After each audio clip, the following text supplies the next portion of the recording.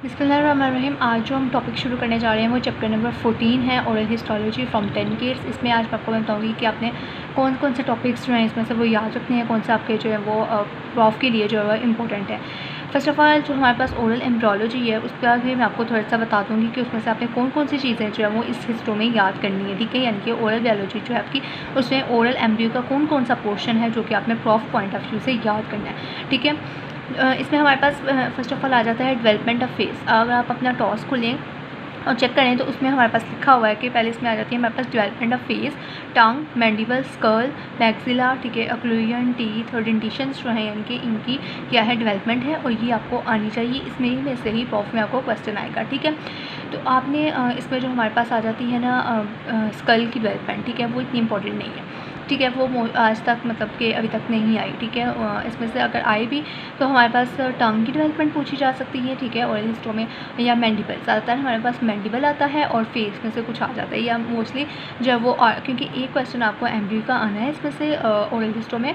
तो आपने क्या करना है कि जो आर्चिस वाला चैप्टर है यानी कि चैप्टर नंबर 2 और चैप्टर नंबर 3 जो है आपका ओरल हिस्ट्री का, वो आपने अच्छे तरीके से याद करना है। चाहे आप इधर से याद कर लें, चाहे तो आप जो आपकी लैंग्वेज एनाटमी में आपने याद किया हुआ है ना वो भी इनफ है, ठीक है। तो आप उधर से अच्छे तरीके से याद करें और हिस्ट्री जो है उसको एक दफ़ा MCQs के लिए आप जो है chapter number 2 and chapter number 3 जो है उसको पढ़ लें। लेकिन जो फेशियल ग्रोथ एंड डेवलपमेंट है इसमें से मैं थोड़ा सा बता देती हूँ, इसमें से भी जो है आज तक पेपर नहीं आया, ठीक है। जो मैं आपको पेपर पॉइंट ऑफ व्यू से बताऊँ यूएस के का जो है, तो उसमें इस चैप्टर में से आज तक कोई भी SEQ नहीं आया। तो आपने फिर भी इस चैप्टर को अब पढ़ना है क्योंकि अब जो प्रॉफ हो रहे हैं वो मोस्टली जो है वो टॉस से रिलेटेड नहीं है, यानी कि हैं टॉस वाले ही क्वेश्चंस, लेकिन यह कि किसी चैप्टर में से ज़्यादा पेपर आ रहा है, किसी चैप्टर में से कम पेपर आ रहा है। जो पिछले साल सप्ली का पेपर हुआ था उसमें स्लाइवा में से 3 SEQs आए हुए थे, ठीक है। तो पहले स्लाइवा में से क्वेश्चन नहीं थे आते, तब स्लाइवा में से 3 SEQ आए हुए थे। और जो पिछला आपका टेस्ट पेपर हुआ है उसमें भी हमारे पास जो है वो एमब्रियो में से जो मतलब पहले कभी क्वेश्चंस नहीं आए, न्यूरल क्लास सेल्स वगैरह, वो वाला क्वेश्चन आया हुआ था, ठीक है। तो इस तरह आपने जो है अब क्या करना है कि आपने 10 केस जो है उसको अच्छे तरीके से पढ़ना है और अच्छे तरीके से आपने जो है अब आपने एमब्रियो पे भी जो है वो गो थ्रू करना है, क्योंकि उसमें से भी MCQs भी आते हैं और SEQs भी एक आता है। तो एक SEQ के लिए आपको ये पढ़ना पड़ेगा, ठीक है। तो आपने फेशियल ग्रोथ एंड डेवलपमेंट जो आपने चैप्टर नंबर 14 से करना है उसमें से मैं मेन चीज़ें जो आपको बताऊँगी वो आपने लाजमी करनी है और बाकी जो है वो अपनी एक दफ़ा रिव्यू कर लेना है, ठीक है। इंशाल्लाह ताला मैं आपको जो है हर वीडियो में जो है थोड़ा बहुत साथ गाइड करती रहूँगी कि ताकि आपको आइडिया होता रहे कि आपने किस तरह से पढ़ना है, ठीक है। बहुत से बच्चे अभी तक भी कन्फ्यूज़ हैं, पेपर आने वाले लेकिन फिर भी वो कन्फ्यूज़ हैं कि हम किस तरह से जो है वो स्टडी करें। कुछ को ओरल एमब्रियो की समझ नहीं आ रही, कुछ को ओरल हिस्ट्री की समझ नहीं आ रही कि हम किस तरह से पढ़ें, ठीक है। तो बाकी वीडियोज़ भी मेरी अपलोडेड हैं, आप वो भी देखें, उससे आपको बहुत ज़्यादा इंशाल्लाह ताला बेनिफिट होगा। आपको जो है आइडिया होगा कि आपने किस तरह से पढ़ना है, ठीक है। एक वीडियो है जिसमें मैंने सिर्फ ओरल बायोलॉजी के बारे में बताया कि आपने ओरल बायोलॉजी में कौन कौन से चैप्टर्स पढ़ना है, ठीक है। तो आप वो वाली वीडियो भी देख सकते हैं, प्लेलिस्ट में भी ऐड है, ठीक है। तो आप वहाँ से देख लीजिएगा। तो इसमें हमारे पास आ जाता है फेशियल ग्रोथ एंड डेवलपमेंट। इसमें जो फेशियल ग्रोथ यानी कि फेस की जो डेवलपमेंट है, ये जो आपने लैंग्वेज पढ़नी है ना उसमें भी इसके फेस डेवलपमेंट लिखी हुई है, ठीक है। तो वहाँ से आपने वो फेस डेवलपमेंट ज़रूर सारी की सारी याद करनी है, उसका टेबल जो है वो सारा याद करना है, ठीक है। 5 जिसमें जो प्रोमिनेंसेस आ रही हैं वो आपने सारा याद करना है। उसके बाद आपने यहाँ पे आना है, ठीक है। इसमें से आपने क्या करना है कि पहले हमारे पास जो पहली लाइन्स लिखी हुई हैं आपने बस एक दफ़ा रीड आउट कर लेनी है। जो हमारे पास ये सेकेंड पैराग्राफ है, basic concept of the facial growth. इसमें उन्होंने बताया कि 2 कॉमन बट इनकरेक्ट एजम्पशंस है, ठीक है। 2 कॉमन है लेकिन इनकरेक्ट हैं एजम्पशंस। तो इसमें हमारे पास कौन कौन सी आ जाती है। पहली वाली ये है कि इंडिविजुअल बोन्स जो हैं उनकी क्या हो रही होती है, इनलार्जमेंट हो रही होती है, ठीक है। जैसे कि मैक्सिला है, मैंडिबल है, एथमॉइड बोन है, इनकी और स्फेराइड बोन, इन इंडिविजुअल बोन्स की इनलार्जमेंट हो रही होती है। सेकंड मैंने बताया कि बोन ग्रो करती है by combination of periosteal and endosteal, यानी कि पेरियोस्टियल में डेपोजिशन होगी जो कि हमारी आउटर सरफेस होती है, और एंडोस्टियल यानी कि इनर सरफेस में रिजॉर्प्शन हो रही होगी, ठीक है। तो ये 2 एजम्पशंस हैं, ये आपने याद रखनी है। अगर आपको SEQ भी आ जाए कि कौन सी मोस्ट कॉमन लेकिन इनकरेक्ट एजम्पशंस है फेशियल ग्रोथ की, तो आपको पता होनी चाहिए, ठीक है। तो ये दोनों आपने याद रखनी है, ठीक है। एक हमारे पास फर्स्ट एंड सेकंड एजम्पशन। उसके बाद जो नीचे लाइन्स लिखी हुई हैं ये आपने सिर्फ एक दफ़ा रीड आउट कर लेनी है, ठीक है। उसके बाद ये जो नीचे वाला पैराग्राफ है इसमें लिखा हुआ है 3 एसेंशियल प्रोसेसेस होते हैं, ठीक है, जो कि ग्रोथ और हमारे पास इसमें आ जाते हैं ग्रोथ की डेवलपमेंट में, ठीक है। ग्रोथ एंड फेस डेवलपमेंट जो है उसमें हमारे पास 3 एसेंशियल प्रोसेसेस हैं, जिसमें हमारे पास क्या आ जाता है कि साइज इंक्रीज़ करता है, रीमॉडलिंग होती है एंड देन डिस्प्लेसमेंट, ठीक है। ये जो 3 पॉइंट्स हैं ये आपके उसमें MCQ में आ सकते हैं, ठीक है। ऊपर वाली जो लाइन्स थी वो भी MCQ के लिए इंपॉर्टेंट थी और नीचे वाली लाइन्स भी MCQ के लिए। पूरा पैराग्राफ आपने एक दफ़ा रीड आउट कर लेना है, ठीक है। और SCQ भी आ जाए आई होप सो तो आप कर सकते हैं, ठीक है। उसके बाद देन हमारे पास आ जाता है कि साइज़ कैसे इंक्रीज़ करता है एंड रिमॉडलिंग कैसे होती है और डिस्प्लेसमेंट प्रोसेस, तो ये आपको SCQ आ सकता है, ठीक है। यानी कि 3 एसेंशियल प्रोसेसेस कौन कौन से हैं इन द फेशियल ग्रोथ, तो वो आपको पता होने चाहिए कि एसेंशियल प्रोसेसेस की साइज़ इंक्रीज़ करता है, रिमॉडलिंग एंड डिस्प्लेसमेंट। और जो हमारे पास फेशियल प्रोमिनेंसेस जो हैं उनके प्रोसेसेस भी हैं 5, वो अलग हैं, ठीक है। ये आपने याद रखनी है, वो हमारे उस पर लिखी हुई हैं, लैंग 1 के ऊपर भी लिखी हैं, आप वहाँ से भी कर सकते हैं, ठीक है। तो वो अलग हैं। और ये जो एसेंशियल प्रोसेसेस हैं जो कि ग्रोथ एंड डेवलपमेंट में आती हैं of the various cranial and facial bone, वो कौन कौन से प्रोसेसेस हैं वो ये हैं, ठीक है। प्रोमिनेंसेस अलग हैं। उसके बाद हमारे पास आ जाता है कि साइज़ इंक्रीज़ करता है एंड रीमॉडलिंग। इसके जो हैं ये अपने कुछ पॉइंट्स जो है वो याद रख लेने हैं, जैसे कि बोन इनलार्ज करेगी and remolds in addition of new bone one side and old bone resorption होगी फ्रॉम द अपोजिट साइड, यानी कि एक साइड पे जो है न्यू बोन की ग्रोथ हो रही होगी और एक पे जो है क्या हो रही होगी, बोन की रिजॉर्प्शन हो रही होगी ओल्ड बोन की, leading to and overall reposition of the bone in the direction of the deposition, ठीक है। And composite change throughout the bone enlargement, overall enlargement हो जाएगी।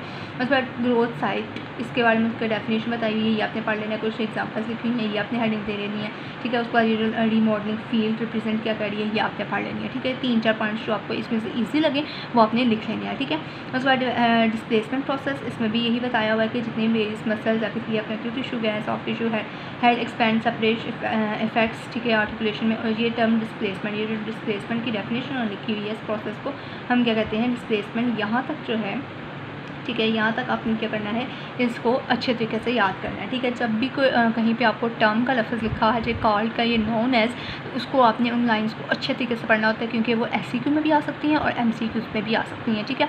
और वाइवा पॉइंट ऑफ व्यू से भी पूछा जा सकता है, तो वो चीज़ें आपने ज़रूर करनी होती हैं, ठीक है। जब भी आप पैराग्राफ पढ़ रहे हो तो ये चीज़ें आपने जो है वो हाईलाइट कर लेनी है, ठीक है।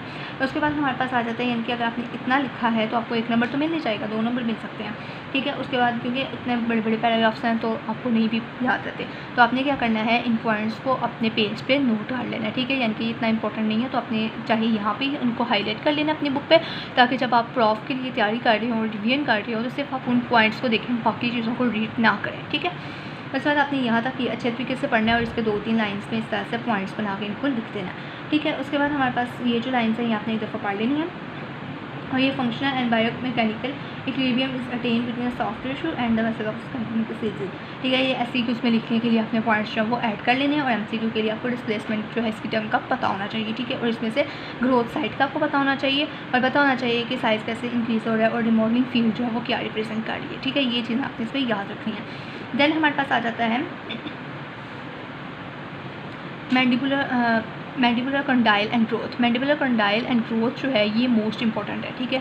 तो ये आपने इसकी ग्रोथ जो है वो याद करनी है। ये चैप्टर नंबर 13 में भी उन्होंने बताई हुई है, लेकिन ये आपने चैप्टर नंबर 2 या 3 है इसका ही और हिस्ट होगा, ठीक है। उसमें मैंडिबुलर की डेवलपमेंट लिखी हुई है, वो मैंडिबुलर की डेवलपमेंट आपने याद करनी है, उनको अपने पॉइंट्स पर आपने लिख लेना है। ये भी मैंने वीडियो अपलोड की हुई है, उसमें मैंने बताया हुआ है कि कौन सा पॉइंट्स इंपॉर्टेंट है, ठीक है। तो वो आपने करनी है और साथ में इसकी डायग्राम जो है वो भी कर लेंगे और यहाँ से इसको एक दफ़ा रीड आउट कर लेना, ताकि इसमें से अगर आपको MCQ आपका आए तो वो आप कर सकें, ठीक है। इसमें से SCQ क्योंकि आज तक नहीं आया तो MCQ के लिए आप इसको कर सकते हैं, ठीक है। उसके बाद इसमें जो मोस्ट इंपॉर्टेंट चीज़ें उन्होंने बताई हुई हैं जो कि आपको MCQ के लिए ज़्यादातर पता होनी चाहिए, जैसे कि ramus and its condyle have the capacity to provide this development adaptability within the normal latitude by varying the amount and direction of their growth to accumulate for the nasomaxillary and dental height, length, width during the course of the growth. Similarly, variations occur in the cranium और also documented, ठीक है। उसके बाद जो हमारे पास mandibular growth process है involve होता है फीडबैक मैकेनिज्म, ठीक है। इसमें क्या होता है, feedback mechanism continuously changing growth circumstances. ये कौन से ग्रोथ सर्कमस्टांसिस हैं जिनमें चेंजेस आ रही हैं कॉन्टीन्यूसली, फीडबैक मैकेनिज्म कौन सा इन्वॉल्व है, ठीक है। तो ये आपको पता होना चाहिए। आपने इसमें जो सारी एग्जाम्पल्स लिखी हुई हैं ये बता देनी है, ठीक है। और ये वाली जो डायग्राम है ये आपने करनी है। और bone does not simply grow by the systematic expansion, ये आपको पता होनी चाहिए लाइन, ठीक है। उसके बाद दैन हमारे पास जो नेक्स्ट पेज आ जाता है उसमें भी ये न्यूरोलॉजिकल चेंजेस वगैरह वही सारा कुछ पिछला बताया हुआ जो मैंने आपको कहा कि एग्जांपल्स में आप लिखते हैं। तो ये इसमें जो एग्जांपल्स वाली लाइन है ये आपने अच्छे तरीके से याद कर लेंगे। और उसके बाद फेशियल टाइप्स जो हैं वो 3 तरह की है, ठीक है। इसमें हमारे पास डायलोस्फेरिक आ जाता है, हिस्फेरिक आ जाता है, ब्रैकियोस्फेरिक एंड मीजोस्फेरिक, ये 3 हैं। और इनके ये नैरो लॉन्ग होती है, ब्रैकियोस्फेरिक वाइडर होती है। और जो हमारे पास मीजोस्फेरिक हेड है is between the dolichocephalic and brachycephalic which intermediate the length and width dimensions, ठीक है। तो ये जो 3 लाइन्स लिखी हुई हैं ये आपने MCQ के लिए याद रखनी है, ठीक है। और वैसे भी पूछा जाता है कि फेशियल टाइप्स जो हैं वो कौन कौन सी हैं, तो आपको पता होना चाहिए कि कौन कौन सी हैं और वो कौन सी नैरो है, कौन सी ब्रॉड है और कौन सी जो है वो वाइडर है, ये आपने याद रखना है। उसके बाद जो फेशियल टाइप्स हैं वो लॉन्ग एंड नैरो, ये जो आपसे वर्ड लिखे हुए हैं ये भी आपने एक दफ़ा रीड कर लेंगे।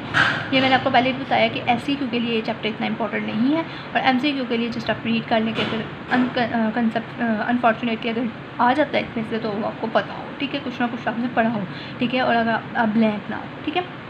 तो इसके बाद फेशियल टाइप्स ये आपने पढ़ लेना है। और फोरहेड स्लोप्स जो है वो क्यों हो रहा है कि आपको चीज़ पता होनी चाहिए थोड़ी सी, और ये बाकी आपने एक दफ़ा रीड आउट कर लेना, इतना इंपॉर्टेंट नहीं है, ठीक है। और ये जो लाइन्स लिखी हुई हैं सुपर इम्पोज ग्रोथ, इनकी जब ज़्यादा ग्रोथ होगी तो किधर किधर जो है मैंडिबल की ग्रोथ हो रही होगी ये आपने एक दफ़ा देख लेनी है। ये हमारे पास सुपीरियर एंड पोस्टीरियर डायरेक्शन में, और ये हमारे पास सुपीरियर और इंटीरियर एंड इंफीरियर डिस्प्लेसमेंट हो रही है, ठीक है। तो ये आपने एक दफ़ा देख लेंगे रहेगा। उसके बाद ये आपने जो मैंने आपको बताया कि 3 टाइप्स आपको पता होने चाहिए, उनके आगे से रिलेटेड थोड़े से पॉइंट्स जो हैं वो आपने लिख लेने हैं जो आपको ईजी लगे। बस एक दफ़ा इसको अच्छे तरीके से रीड आउट कर लेना ताकि आप MCQs आपको हो सकें, ठीक है। उसके बाद ये भी आपको करने की ज़रूरत नहीं है। उसके बाद अगर ये ऑस्पी वगैरह में इस तरह की डायग्राम्स आ सकती हैं तो वो आपको पता चल जाएगा। ये जो X है इसमें वो बनता है कि सेल टर्शी का जो है उसको डिनोट कर रहे हैं, ठीक है। और जो पीछे हमने 3 टायर्स पढ़ी हैं ये उन 3 टायर्स की डायग्राम्स लिखी हुई हैं, ठीक है। तो ये आपने एक दफ़ा देख लेनी है। देन हमारे पास जो आगे आ जाता है ये भी बस आपने एक दफ़ा पढ़ लेना है, ठीक है, ये इतना इंपॉर्टेंट नहीं। अगर फेशियल प्रोफाइल्स जो हैं इनको आपने ये प्रोफाइल्स के जो नाम लिखे हुए हैं ना 3-4 नाम इसके लिखे हुए हैं, ये नाम आपने अच्छे तरीके से याद कर लेने हैं कि फेशियल प्रोफाइल्स में कौन कौन से नाम आते हैं, कौन कौन सी उसकी टाइप्स हैं, ठीक है। उसके बाद हमारे पास आ जाता है और इसका ये फंक्शन लिखा हुआ है 1-2, ये आपने एक दफ़ा रीड आउट कर लेना है। देन एपिजेनेटिक्स एंड मैलेक्यूलिया, इसमें हमारे पास जो एग्जांपल बताई हुई है ना जीन इन्वायरमेंट डायनामिक की इंट्रैक्शन की ऑफ इन सॉफ्ट टिश्यू, ठीक है। और morphology under the direct genetic, यानी कि जेनेटिकली जो चेंजेस आ रही हैं उनके बारे में आपको पता होना चाहिए। Malocclusion, radiology of malocclusion and dentofacial diversity of the multifactorial and includes the influence of genetic and environmental factors acting on the musculoskeleton complex जैसे बोन, टीथ एंड मसल आ जाते हैं। तो ये सारा आपने एक दफ़ा रीड करना है, इतना इंपॉर्टेंट नहीं है, ठीक है। देन हमारे पास आपने इंपॉर्टेंट चीज़ जो इसमें याद करनी है वो कर्व्स ऑफ द इक्लूजन है, ठीक है। और साथ में ये डायग्राम आपने देख लेनी है। कर्व ऑफ इक्लूजन जो है ये आपने सारा अच्छे तरीके से एक दफ़ा इसको पढ़ लेना है। ये आ सकता है कर्व ऑफ द इक्लूजन की डेवलपमेंट, ठीक है। उसके बाद मेल एंड फीमेल फेसेस, इसमें आपको पता होना चाहिए कि मेल के फेसेस जो हैं उसकी डेवलपमेंट किस तरह से होती है, वो ज़्यादा लंबे होते हैं या छोटे होते हैं, और फीमेल जो हैं उनके बारे में आपको पता होना चाहिए, ठीक है। यानी कि male and female faces respective narrow and broad type के होते हैं, यानी कि और उसके बाद हमारे पास जैसे कि मेल फेसेस के सेवरल रिलेटेड फेशियल डिफरेंसेस आ जाते हैं। लार्जर नोज़ होती है मेल फेस में, ठीक है, और जो फीमेल्स हैं उनकी नोज़ जो छोटी होती है, इस तरह की चीज़ें इसमें लिखी हुई हैं। तो ये आप एक दफ़ा बस रीड करेंगे, इसको आपने जो है वो याद नहीं करना, ठीक, सिर्फ आपको पता होना चाहिए एक नोज़ अगर मेल की लार्ज है या फीमेल की लार्ज है, टीथ जो हैं वो फीमेल में किस तरह से डेवलप हो रहे होते हैं चीज़ें सेम, बस लार्ज और स्मॉल का और नैरो वाइड ब्रॉड का इन चीज़ों का बस डिफरेंस होगा इसमें, ठीक है। तो ये आपने एक दफ़ा रीड आउट कर लेना। ऐसे इक्लूजन जो थी वो बस आपने याद रखनी थी, फेशियल टाइप्स आपने याद रखनी थी, एंड देन आपने जो मैंने आपको बताया था फेशियल टाइप्स, इक्लूजन्स एंड देन ये प्रोसेसेस ये आपने याद रखने हैं, ठीक है। और इक्लूजन की डायग्राम और ये जो नीचे लाइन्स लिखी हुई हैं ये आपने एक दफ़ा पढ़ लेनी है। देन हमारे पास आ जाता है और ये जो सिंड्रोम लिखा है क्रिसोन सिंड्रोम, ठीक है। कभी अनफॉर्चुनेटली अगर कोई बुरा पेपर बनाओ, बुरा क्वेश्चन आ रहा हो तो देन ये चीज़ें पूछ जा सकती हैं, ठीक है। तो आपने इसको एक दफ़ा पढ़ लेना कि क्या है, एक लाइन लिखी है उसके पास आपने पढ़ लेना, ठीक है। उसके बाद देन हमारे पास आ जाता है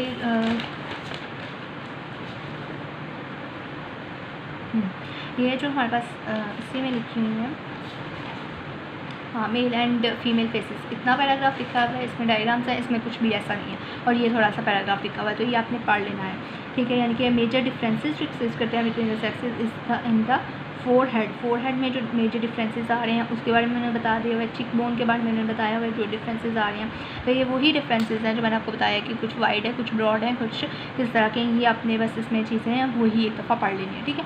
अगर एज रिलेटेड चेंजेस जो हैं इनमें क्या डिफरेंसेस आ रहे हैं ये भी आपको पता होना चाहिए। ये आपको सारा का सारा याद करने की कोई ज़रूरत नहीं है, सिर्फ 2 या 3 पॉइंट्स जो आपको ईजी लग रहे हैं ना, सिर्फ आपने वो याद रखने हैं और बाकी एक दफ़ा इसको रीड कर लेना है। इस पूरे चैप्टर को आपने सिर्फ 1 घंटा देना है, ठीक है। 1 घंटे से ज़्यादा इसको आपने टाइम नहीं देना। एक दफ़ा अगर आप अभी कॉलेज में कर रहे हैं तो आप तब कर लें, आप खुद से करना चाहते हैं तब भी आप 1 या 2 घंटा दे के इस चैप्टर को ख़त्म कर दें, ज़्यादा इस पर फोर्स नहीं करें, ठीक है, ज़्यादा एम्फेसाइज नहीं करें इसको, ठीक है। तो इसमें जो हमारे पास आ जाती हैं फेशियल लाइन्स, फिर अपीयर होती है इनर कैरेक्टरिस्टिक लोकेशंस, ठीक है। तो इस तरह की मतलब के चेंजेस आ जाती हैं। स्माइल लाइन इसमें चेंज आ जाती हैं, ठीक है। और लोकेशन जो है हमारे फेशियल लाइन्स एंड फिर अपीयर्स, ठीक है, इसमें चेंज आ जाती है। Buccal and facial fat pads give full appearance to the cheeks, ठीक है। तो इस तरह से मतलब आपने 3-4 पॉइंट्स लिख देते हैं जो कि हमारे पास एज रिलेटेड चेंजेस में आ जाएंगे, ठीक है।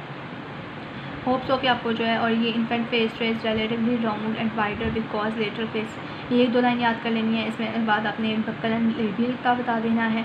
देन आपने स्किन के बारे में, स्किन रिंकलिंग जो है, स्किन रिंकल हो जाती है, ठीक है, रिंकलिंग अपीयर्स हो जाती हैं। डिमेनिस्ट फ्लेक्सिबिलिटी अपीयर होती है, ठीक है। उसके बाद decrease the content of water body proteoglycan state important नहीं है, ठीक है। यानी कि आप बता सकते हैं कि फैक्टर्स जो आते हैं वो क्या आ सकते हैं फेशियल लाइन में, रिंकल्स, स्कन आइज, ड्रॉपिंग बैग्स, सो प्रॉबिटल सीजीज, ये आप चीज़ें याद रख सकते हैं, ठीक है। तो ये 5 से 6 पॉइंट्स आपके ईजिली